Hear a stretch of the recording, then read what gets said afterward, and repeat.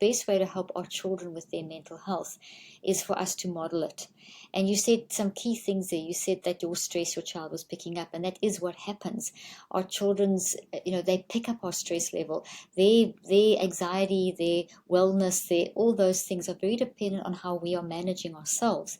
Same thing with teachers. So the well-being of a student is very much predicated on the well-being of an adult. 2, 1, 0. Hi and welcome. This is Orion. Today I have with me Dr. Caroline Leaf. She's the author of How to Help Your Child Clean Up Their Mental Mess. Dr. Leaf is a clinical and cognitive neuroscientist, mental health expert, and mom of 4. Her passion is to help people see the power of the mind to change chaotic thinking. Since the early 1980s, Dr. Leaf has researched the mind-brain connection, the nature of mental health, and the formation of memory. As a highly sought-after expert on mental health, she is the host of the top-rated podcast, Cleaning Up Your Mental Mess. Dr. Leaf is also the author of several best-selling books, including Cleaning Up Your Mental Mess, Switch On Your Brain, Think and Eat Yourself Smart, The Perfect You, Think, Learn, Succeed, and many more. In this incredible episode, we talked about what is a neurocycle, how to help your child process him or her emotions, scenarios, how to prepare him for the new school year or for scenarios where there are some bullying, how to shape their identity, and so much more. Dr. Leaf is incredible. I had a blast talking to her. I got to her through a webinar that was posted on one of my mommy's group, and I said to myself, I have to talk to her.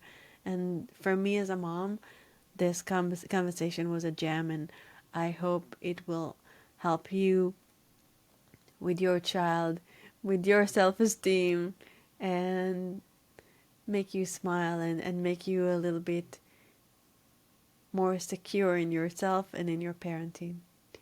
And now, without further ado, on to the show. Hi, Dr. Leaf, and welcome to the show. I'm very, very happy you're joining us today. Hi, Ryan. I'm very thrilled to be with you. Thanks so much for having me on your show. Thank you. So today we're going to focus mainly on your new book that is coming out. But before we dive in, can you share a little bit about your journey and what brought you to your mission and what you are in the world today? Absolutely. Thank you. Well, I'm a cognitive neuroscientist, and my field of research and communication pathologist, and my field of research is clinical neuroscience and psychoneurobiology. And all that means that I study the mind-brain-body connection. And I still do research. I run clinical trials. I practiced for 25 years. I don't practice anymore because I do the research now and I write books, and I have a mental health platform. We have a technology platform to help people get accessible and affordable access to mental health, which we think is really important. And I work with all ages, and my books are for all ages. And the one that's just come out that you mentioned is how to help a parent help their children clean up their mental mess, and therefore help children with mental health, to help parents help children help themselves with their mental health, because it's been so badly handled in the last few years, and it's, there's, as you all know, there's a crisis and so on. So I got here with a passion for understanding and wanting to understand and learn about the brain. I was going into medicine and realized that I'm not going to get enough about the mind, and I wanted to. That really fascinated me, the connection. So that's why I went into this field. Nice. And why teaching kids? Well, in my practice, I worked with children as young as 2 and 3 anyway, and I have 4 of my own adult children. And there's such a crisis in mental health currently, as we know, but the crisis in mental health with children is a symptom of a bigger problem and adults, and that bigger problem is mind management. So, and we could talk about that, but basically, children, the way that mental health is being handled really worries me, and I felt it was time to equip parents with the truth behind how you can help your child from young. The younger we start helping a child with the issues, the better they can handle the inevitable challenges of life. And the messaging parents are getting is scary, and it's not scientifically correct. So I really wanted to try and counter that message. What do you think the messages that our parents are getting are? So it's a very biomedical approach, And that biomedical approach started around about 40 years ago. And the biomedical approach, instead of going into a whole description of what is really going on with the child in the environment, which is what what I was trained to do for years. We would talk about to the whole family, all the relevant caretakers involved, teachers, etc., and spend a lot of time working with a child or an adult to help them understand the context of their life and so on. That's been very much subsumed under the medical model, and the medical model basically works for things like if you've got diabetes or if you've got Parkinson's, it's brilliant for medical issues or physical problems with the brain and the body. But when it comes to life experiences and the challenges of life, it's not right. It doesn't work, because things like anxiety and depression aren't symptoms of an illness, because anxiety and depression aren't illnesses. They are warning signals that something's going on in our life. So instead of diagnosing, we should be describing. And people are so quick to label. That's why I have a chapter in the book on labeling as well, and on trauma and all that kind of all the stuff we're going to cover. So I'd rather us work on things that are scientifically accurate and that aren't presupposed. And diagnosis is not as healthy as description. And so diagnosis is very limiting for people when it comes to big issues like life challenges and so on, and experiences like depression and so on. Yeah. One of my mentors is Dr. DeMartini. And when he was young, he was told, his mom, like somebody told his mom, I think it was a teacher, that he will never be able to read, write, or communicate, or something like that. And then at 18, he went surfing in Hawaii or something like that, and he met a mentor that taught him that he can do everything. Or I don't know the right quote and exactly how he said it, but Dr. DeMartini he read over 30,000 books. He's one of the most intelligent human beings I met. Half of his vocabulary is something I have to go look at the dictionary to understand. It's like he's incredible, and it's so true because, especially in the first few years, everybody knows that like 3 to 6, 0 to 6, 0 to 7, is where we form beliefs that are stuck with us for the rest of our lives. Yeah, except that we can change those beliefs, and that's the power of neuroplasticity. And I did some of the first neuroplasticity research back in the late 80s. And the story that you talk about, John DeMartini, and I know a bit of his story.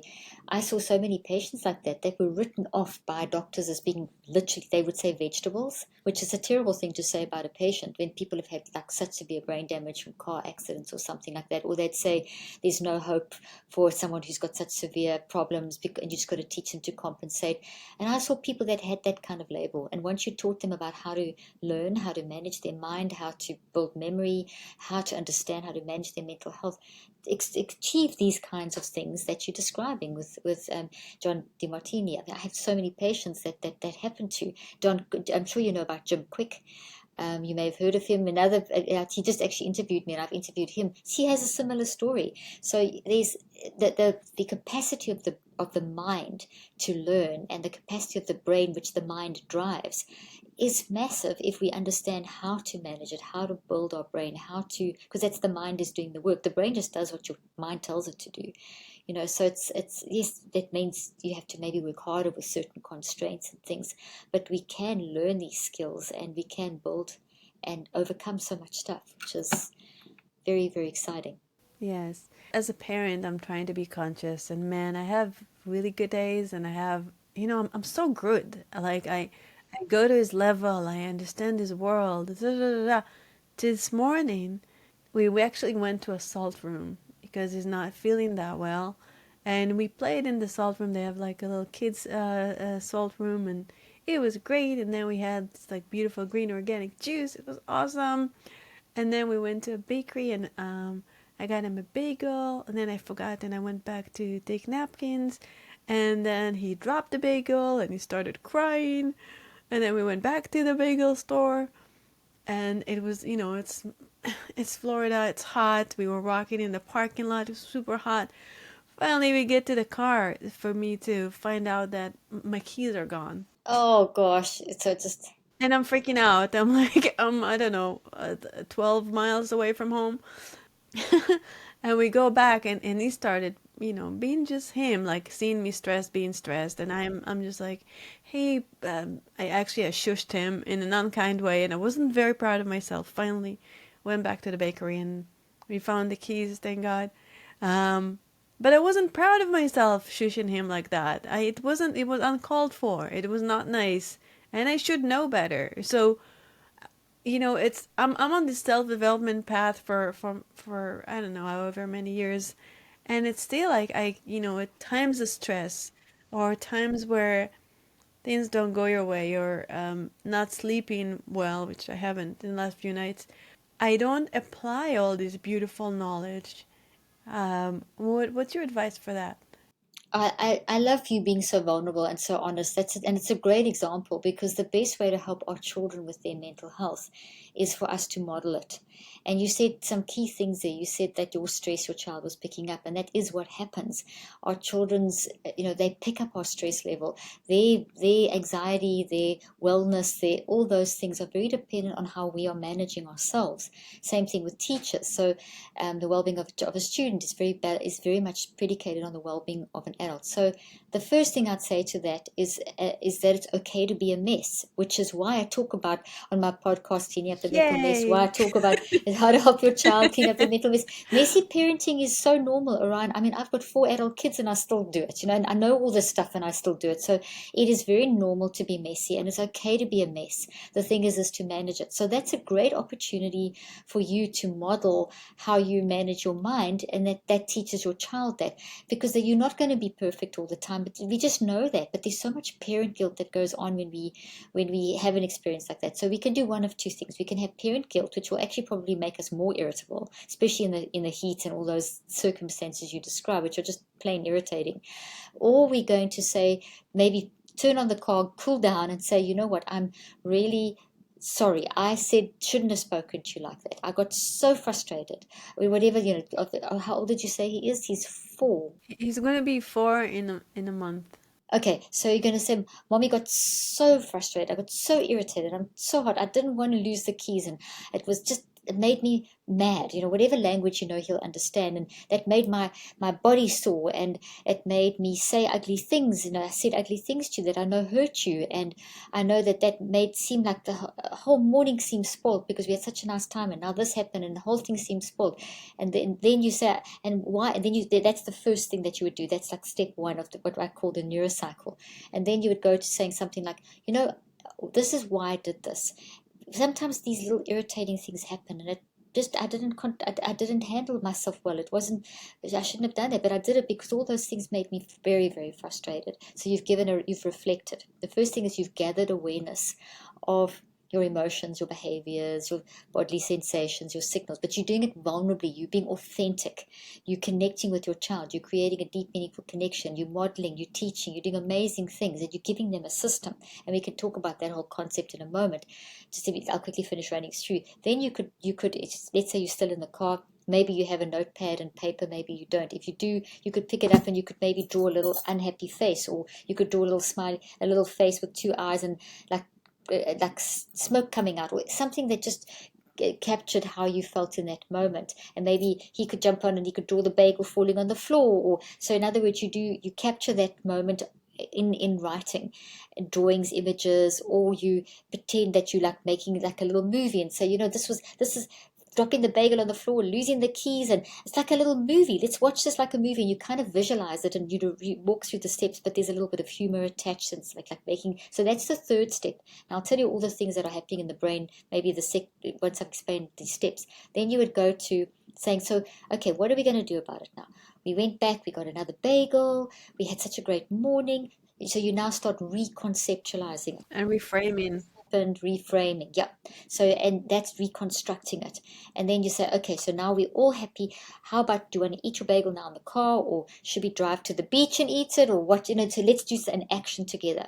So what you've done is a very simple process. That's actually a very complex process that has changed your entire network in your brain, that has built and activated resilience in your child. And you've given your child the message that irritating things do happen, and we can get worked up. But you know what? We can work through those. It's okay to be a mess, but we can manage our mess. and you've modeled that. Now, kids are way more insightful than we give them credit for, and I have some studies in the book showing that. They also respond extremely well to authenticity. So when we're authentic about, I did this, I'm sorry, I was wrong, this is why I did it, and you're working through that process, you are teaching them the tools to be able to solve problems, to deal with the challenges of life. You're not wrapping them in bubble wrap. You're not being a helicopter parent. You're being a safety net parent where you're facilitating and teaching and equipping them with skills. You're also modeling. So you're being, once again, children will do what you do. So the best way to help children with a mental health crisis is, and this is not a huge crisis, but it's a little one, but there are big ones too.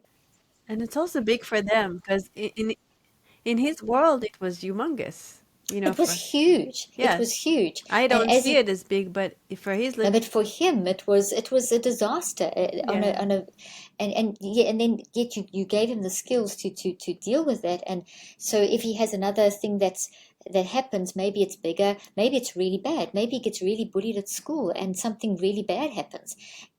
As you do this, what I call the neurocycle, this mind management process, as you do this daily as a lifestyle in all different aspects, your husband demonstrating, you doing it with him, maybe you pick him up from school or daycare, and he's kicking the back of the seat, and he won't talk to you, and he throws something out the car and has a full-on tantrum.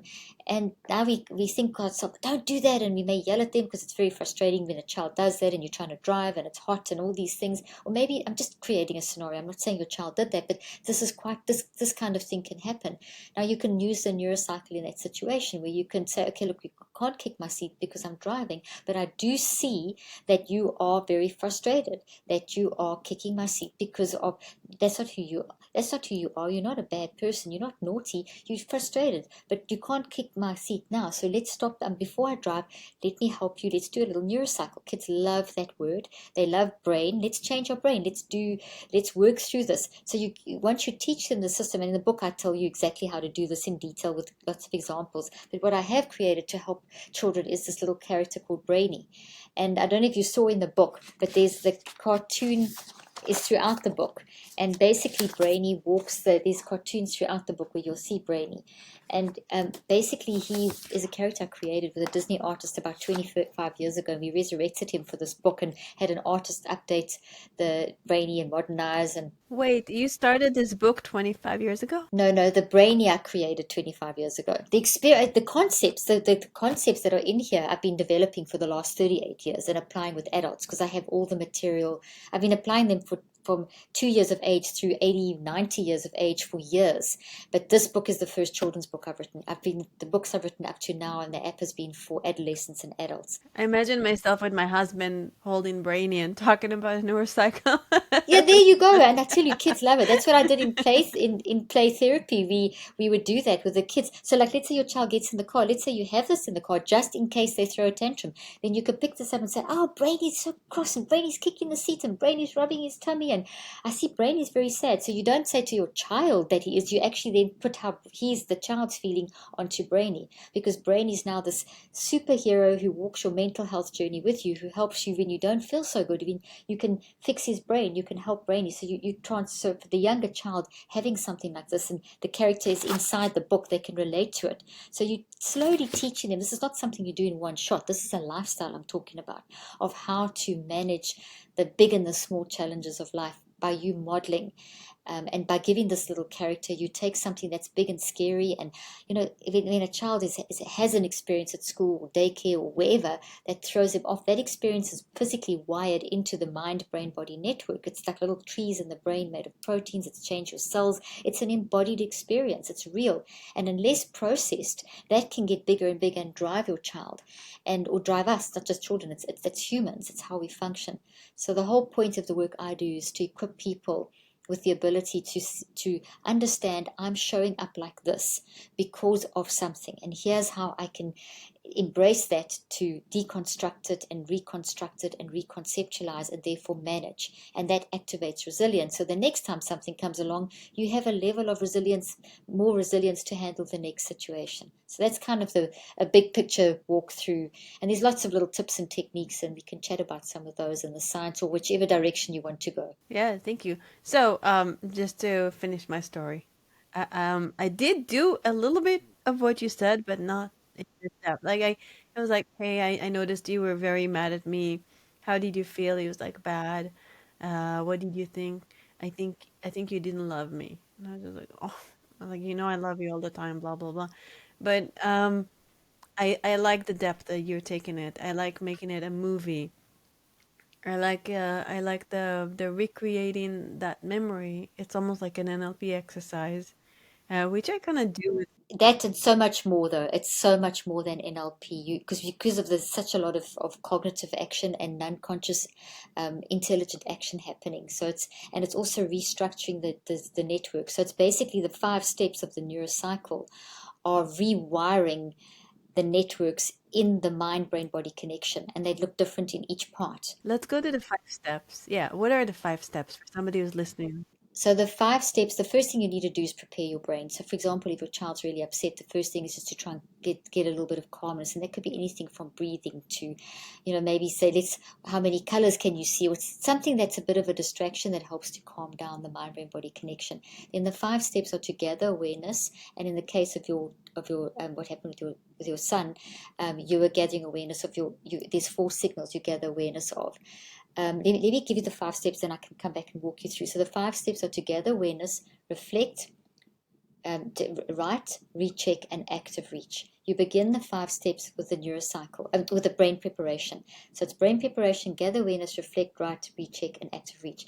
That combination with the brain preparation is basically activating a network that exists or that has just been built from the experience. And before it can settle in and become something that drives you, you basically are pulling that up into the conscious mind and changing protein structures and vibrations and changing things in your cells before they become an established issue that could become a habit, or that could turn into something that's a negative habit that can then, because everything in your network, and network by network I mean your mind brain body network, is driving how you function.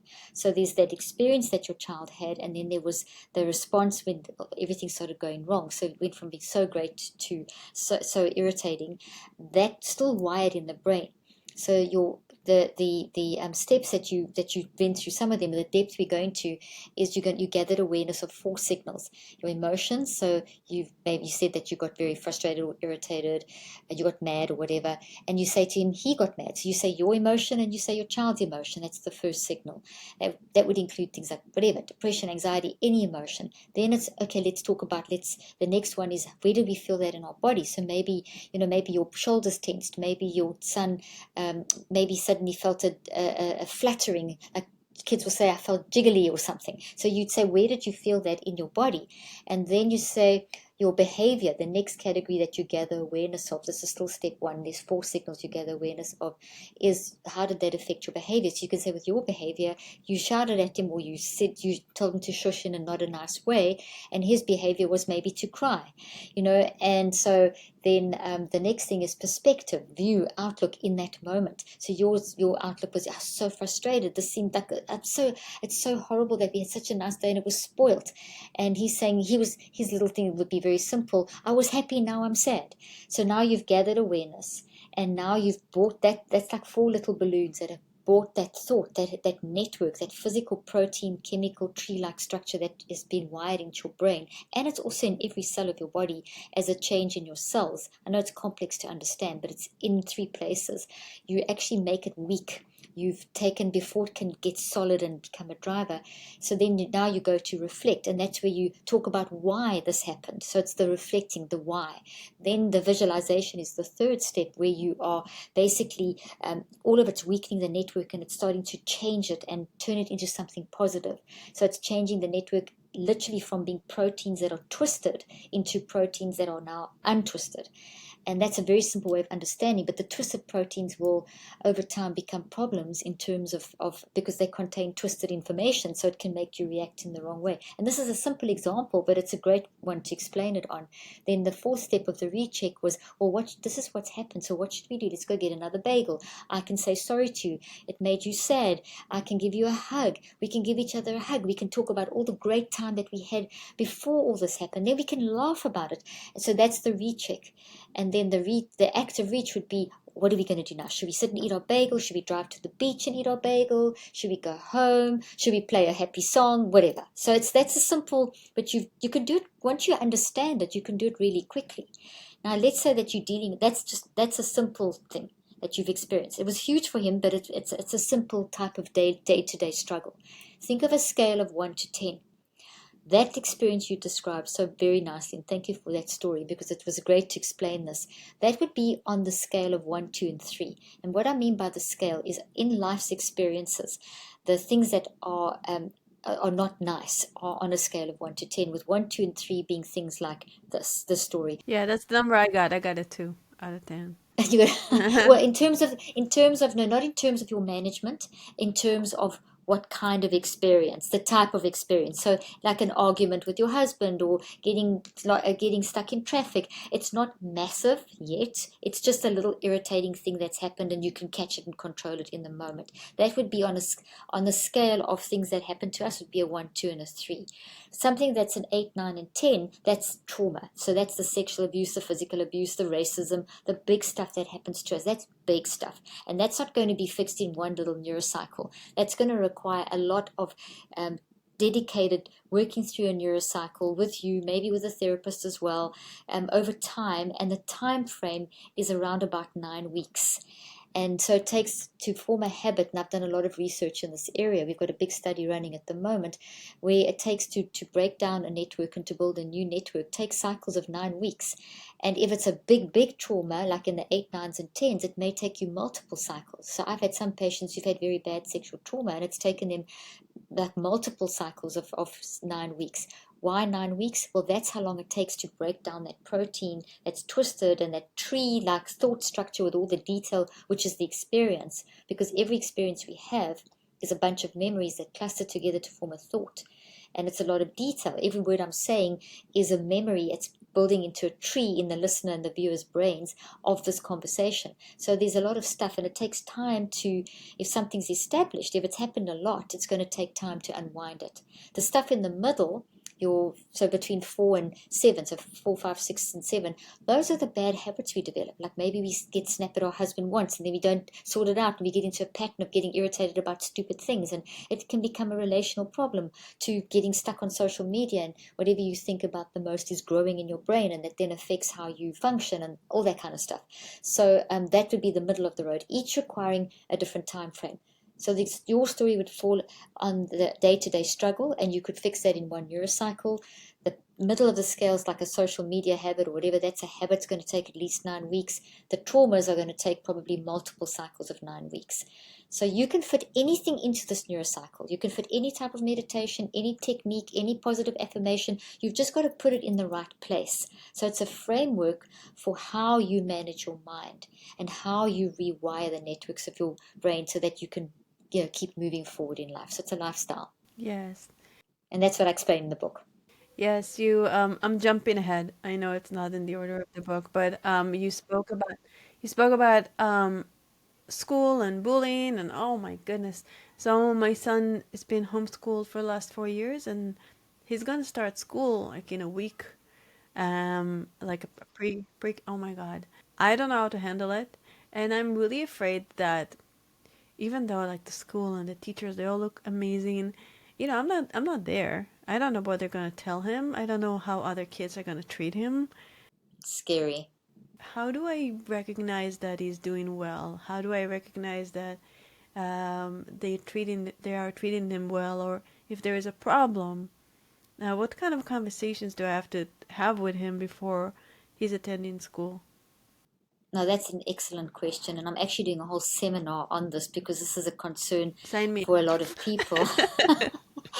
Definitely. So basically, in a nutshell, it's you being go through the neurocycle, being very authentic and open, and saying, you've been with me for 4 years, and now you're going to all these other people, and tell them how you feel, that you feel a little bit nervous, and do you feel a little bit nervous? And because he's going to feel he's going to pick up your anxiety, even if so it's better for you to talk about it and say that I know it's going to be lovely there, but I need it, so in other words, go through a neurocycle to explain how you are feeling, and ask him at the same time how he is feeling, and then you by getting it in the open, when you get to the step 4, which is the recheck, that's where you reconceptualize. So it would be, I'm feeling a little nervous, I'm feeling a knot in my stomach, and he says, I'm excited, or I'm scared, or whatever, whatever emotions. You go through each of you, you gather your 4 signals and you gather his 4 signals, or you can do yours first, and then you can do his. And what I have in the book are ages, the developmental tables. So if you're talking with a 3 to 5-year-old and your son's 4 versus a 5 to 7-year-old versus a 7 to 10-year-old, the kind of language that you would use. So it would be simple things like, how do you feel about going to school? Are you scared? Are you excited? Are you happy? Or you might have to give a little prompts, or you could use, point to the cartoon or pick up a toy if you don't have Brainy, and just say, I wonder how Brainy feels about going to school. Is Brainy excited? So then you reflect. You go, well, I feel this because I've been with you for 4 years, and now other people are going to teach you, and that's so exciting. But I have to learn how to feel about that too, because I want them to teach you everything so nice, and I want them to be kind to you, but maybe not everyone will be kind. So, but I'm always here for you. So it's starting to reflect a little bit. Then you could visualize and create a scenario. So let's imagine it's the first day back at school, and let's picture that, and how are you going to feel? Let's talk about you in the classroom. There you are in the classroom. Let's draw a picture of you in the classroom, and me saying goodbye. And so you prepare, all the preparation is coming, and yes, we'll feel sad, but yes, we'll feel excited. So it's not just who on the day. And I would do it, spread it out over. I think he's gonna be fine, and I'm gonna leave and start crying for sure. Of course you are. Of course you are. It's going to be, and he's either going to do the same thing, but you're going to have to be brave to do that, and you're probably still going to cry, but you're going to be happy. You tell him it's happy tears, because if you can't hold in the tears, or he goes off and then you cry, and allow yourself to, because otherwise you're going to keep it inside, and he's going to read that anyway. And look how he said to you, I thought you didn't love me. If a child doesn't understand why you're reacting, they're going to think that. They're going to think you don't love them, there's something wrong with them, they were bad. And that's why it's so much better to say, I am a little bit sad about you going to school, but I'm also very excited, and this is a good thing. But I'm still sad because I love being with you all the time. It's good to say that thing to a child. And so it's not something wrong with you if I cry. It's because I love you so much and I'm going to miss you, but I'm also crying because I'm so excited for you. I'm so excited for your, and it's that kind of conversation, and works through that. And I would do like a little bit every day. Like I do a neurocycle like every day with different scenarios that you prepare. Like let's say you're on the playground and someone maybe that says something horrible to you. Let's practice how we would handle that. So let's be kind if someone's horrible to you, and you can maybe get the toys and you could enact it. Or let's maybe start with a situation where how if someone's kind to you, how you're going to share your lunch, or how you're going to play together. So start with working through the neurocycle with positive things, but create a couple of scenarios that if they do suddenly, someone does, because kids will, there will be a bully, and maybe your child will be fine, but someone is going to somewhere down the line do something. Not everyone likes you, and that kind of stuff. So it's a way of just maybe look, that Brainy's being a bit ugly to that Brainy, or that toy. You take 2 toys. Let's talk about that. That makes you feel sad. That makes the toy feel sad. And how can we go? You can go through to the point where you get to the recheck. How can we solve this problem? Well, you know what? We can walk away. We can be kind back. We can offer to share our lunch. So if they take it, you can say, look, I don't mind sharing my lunch with you. I can go and tell the teacher if I'm very sad. You're allowed to cry if you feel sad. It's giving them the tools to say it's okay to be messy. Things may be a bit messy. Things are going to be exciting. It's talking about it, but it's in that sequential way. Wires it into the brain in an organized way that when they're in this situation, it's there on an unconscious level, and will move into the conscious mind and guide them in that situation. Does that make sense? Yeah, it makes sense. Of course, my brain goes to the worst case scenario. Of course, you're a parent. What if a teacher treats him bad? How can I extract that information or teach him how to handle this? I already explained to him that, some kids behave nicely and some kids don't, and some adults are the same. And I told him, if somebody is hurting you, you always have to come talk to me. But I'm sure you'll have more juice from me here. More juice. So always look at the signals. So signals are information, and they tell us something, and your 4 signals are those emotions. So and behaviors, bodily sensations, and perspective. So when you see your child come home from school, observe them. Make a mental note. Maybe you have a little journal somewhere or something, or you can put it in your iPhone or whatever. But just observe your child and like do a neurocycle observing your child. You don't have to say anything initially, but just look at the emotions. And in your mind, he seems a bit sad today, or he's really happy today. It doesn't necessarily always have to be the negative. But if it's on the positive side, that's great. You can build that. It's easy to pick that up. You're not really going to worry about it. It's when it's on the negative side that it's going to be more scary. But you don't want to just be chaotic in it. You want to be very organized. That will help you get more wisdom and clarity and see things and have the right wording. So in your mind, observe. What is his emotions today? What are his behaviors today? How is he looking at life today? Is he excited? Is there something different about his perspective? Is he complaining about a sore stomach or something or anything, whatever? And then I wonder why. Is there something going on at school? And just kind of do a little neurocycle in your mind and then observe it over and see if it's just a one-off thing or if it's a pattern. If it's a pattern emerging, there's something going on. And that's when you can then sit down with him. And this is where I would recommend that you, and I did this with all my patients in therapy, and I've told thousands of people this, is to get designate a space in your home. Like a little corner. Maybe you've got a blank wall and you can paint that chalk paint on the wall, and you have a little set of art supplies and chalk and a nice little cushion, and maybe you've got Brainy and the book and whatever and some other toys. And when you're feeling bad, you go sit there and you talk through how you're feeling. So you demonstrate to him and say, look, when you want to talk about stuff, then we come and we sit here at this space. And you don't have to always do it there, but it's like a training thing that they know that that's a designated space to, if they don't know how to tell you something, just going to sit there is already an indication that something's going on. Does it matter where in the house it is? No, just let them choose. Just create. It doesn't matter where it is in the house. It's just to have that space because it opens the door to conversation. It's safe. They can go there, and even if they don't say anything, just sitting there and maybe they pick up the toy.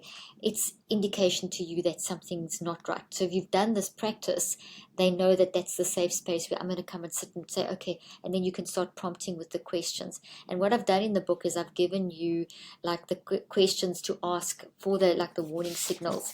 Let me quickly grab the table here and we can show everyone.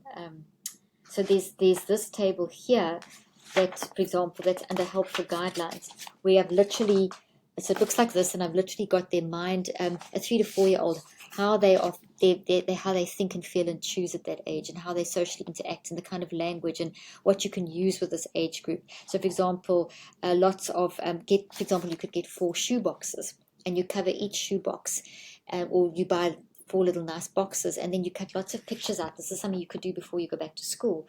And in those boxes, what goes in each box is all emotion pictures. So get as many magazines as you can, and anything that be someone smiling or happy or cross, or as many different scenarios with as many different like adults, children, and keep collecting, because you won't find everything in 1 week, but keep collecting, and every time you see a picture, just cut it out and put it in the relevant box so that your child can go sit in that corner where your special space, and they can dig through the boxes and pick up, this is what happened, and they may very well pick up a picture of a teacher that's shouting or a person that's shouting, and they don't know how to say it to you, but they could actually pull it out the box, and they can pass it to you, or they could put it on the table, or they could do a squiggle on the wall, on the chalk on the wall, or whatever art supplies. But it's giving them those tools to start expressing that. And in terms of prompting them, I've got a table here, but there's a warning signal table that has actually got how you ask the questions to like a 3 and a 4 year old versus of course, because I'm talking, I can't find it. Let me just get this table out quickly. Here we go. So it's a table that looks like that, and it's coming out upside down because of this mirror image thing. But basically, I've got the warning signal is, the first one is emotions, the second one is behaviors, body sensations, perspective. Then I'll say questions to ask them. So and I've given you some examples. So ages 3 through 5, you just very straightforward. Are you sad? Are you mad? So giving them the word, and I'll give you some examples of emotional words that you can use. If it's a child that's 6 through 10, it's more, what are you feeling? So with the younger child, you give the words, whereas the older child, you ask the question as, what are you feeling? And then they can they can either say it, or they can demonstrate it, or they can pull it out the box. Then you could same thing with the behaviors. With the 3 to 5, I see that you're doing that, you don't want to eat your lunch, or I see that you're having some nightmares, or I see that you're not smiling when I pick you up from school.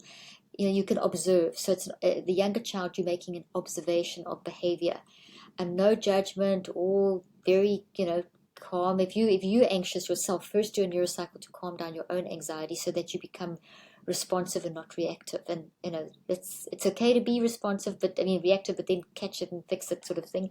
Bodily sensations, you could say something like, what is sore? Or I see that you're pulling at your ear. Sometimes children will develop a little funny habit, and that if they're distressed, they may pull at their ear, or they may do things like this with their hands, or they may, have like some sort of a little movement. Yeah, he does that like sometimes when he's stressed. He's got a little shoulder movement. A little shoulder move. So like, be aware of those and watch for that. And if you see it's just a one-off thing, then it may be okay. But if it's a pattern, if it's regular, and you can start seeing, hey, every time I pick him up from school, he's doing this thing with his shoulder. He's starting to have nightmares. So be aware of looking for those things. So the easiest way is for you to become familiar with the concept, and it's very easily explained in the book. That for a parent to understand the neurocycle and to practice it on yourself, and then to become very observant. It trains you to be very observant, which is what's really nice, and not just a fearful observance of, what can I do? It's, you can be very specific. You're looking for this, you're looking for that, you're looking for that. And you can have your own little journal. I'm observing these signals. I'm going to reflect on them. I'm going to write them down. And you get yourself information. Recheck. I'm going to actually go talk to the teacher, and you watch it over 5 days. Maybe your active reach, which is the 5th step, is I'm going to observe this for 5 days. And in 5 days, if this is a regular pattern, I'm going to go to the teacher with my notebook and say, listen, since last Monday, I have seen this, this, and this, and this. And you can be very specific and say, something's going on. Have you noticed something in the classroom? But you're not going there and saying, I've noticed. It's not random. It's organized. You're going there with data, and you're going with data that and observed, organized data. It's not accusatory, but you've got information that's organized to be able to go and say, I've seen this for 5 days, or I've seen this for 2 weeks, and this never used to be. There's something different. There's something going on. That's awesome. It's really, really helpful. To go even deeper with my fears. So now the movie Sound of Freedom is very popular. And I actually saw Tim Ballard speaking at a Tony Robbins event about a decade ago, and I was very moved by what they were doing, and I thought it's amazing to show this movie and bring this awareness. I also went to this lunch fundraising for the organization and all that. It affects me as a mom with the fear of predators. I don't know how to prepare my son to God forbid something like that, or like, I mean, what kind of conversation do you have with a child so small? So I wouldn't. We do need to prepare our children for bad things can happen. And I think I don't think we should put fear into children, because of, as you all know, that if you have a conversation that they're not ready for, as you all know, it's not going to help. I think the best way is maybe to even find a movie that's maybe a more like a cartoon or something that shows some bad things happening, and that's not very, very scary. It's more like just children, maybe bullying is terrible, but I mean, like, it's a cartoon where someone is that's not so scary, and it's something, or even a storybook. Read a story of a child that's feeling sad because they in a new school, or their parents are getting divorced or something. Definitely through the medium of story, reading is even better than the movie, and reading that to the child with a resolution, so that it's not just left open ended, that a bad thing happened and no solution came, that you actually have a solution. So I would use a lot of reading. That's what I would always recommend. I brought my kids up like this: as many stories as you can that are fun and happy, but that have a little bit of a challenge in them as well, where there's a bit of a problem, and that they're aware that not everything is wonderful. And you're going to have to also teach them, you can't, trust everyone, and you're going to have to be able to say to your children that if anyone does anything to you that makes you feel uncomfortable, and they tell you not to tell me, that is wrong. you can always tell me, you can always come to that chair. And that's what we found very effective for children with trauma. Right. It all comes together. It all comes together. So, because very often when a child is traumatized or something bad has happened, an adult has touched them inappropriately or something, they are threatened by the adult not to tell, or there's a manipulation, or they'll give them a toy or something. It's very distorted, as we know, and you'll see a behavior change in your child. So if they've got a place to go to, like if they come into that house and they can pick up a toy, they can pick up something that is a designated concept where they know that they can, don't know how to say the hard words, but they can go and draw something on the wall, and they maybe on that chalk, the chalk wall, that if you paint chalk paint on a wall, that is a great way of, kids love to draw on chalk paint. They may go to that, something happens and they go and they maybe draw something that looks like a squiggle, but it's someone touching them inappropriately. So they know how to go to that space and use that space in that way. So I would find stories that have levels of challenge and make sure that you mix it in with a lot of very happy stuff. And I would do the more challenging ones as a lesson during the day, not before they go to sleep, that kind of thing. So you're starting to make them aware that there are bad people out there that will do bad things, but that there's a solution. And if you tell me, I can help you. And because that's a lot of children that have been sexually abused, especially around the ages of 18 months to 2 years. They don't, I mean, there's a story in the book of a child who was abused in the trauma chapter, was abused at 3 months by the mother and the boyfriend, physically and sexually. It's a very, very, very sad story, but it has a great ending. But that child, the parents, the mother, stepmom, happened to be on one of my research teams and learned about the neurocycle and decided to go and just apply it herself, because she was so traumatized by that child's trauma, and that it was so difficult to couldn't go to school, couldn't sleep. It was just, you can imagine, had every label under the sun, and she was traumatized, her and her husband, just trying to manage the situation. And so she actually used the neurocycle, I don't even know, just to help herself and her son, who at that, the stepson, who was traumatized from 3 months, and they knew there was trauma going on, so they'd gone all the therapies and everything, but it would still, he was a little bit help, but he was still battling to sleep, still a behavioral problem, still couldn't go to school, still threw terrible tantrums, had every label under the sun. And she was desperate, and she was getting reactive, which you can understand. I mean, it's a very, very difficult situation. She did the neurocycle and she changed. She was learning how to process herself. So if she got mad or got frustrated, she could say, look, and she would do a neurocycle with him. And he turned around and said, Mom, you're different. What are you doing? I want to do that with you. And she taught him the neurocycle. Within 4 days, this child was sleeping. And after that, he was able to use the neurocycle to start talking about the incidents that happened, because before he just didn't know how to get them out. So he had a way of communicating the experiences slowly over time, so they could then work through that as a family, help him process it, get the necessary support therapeutically.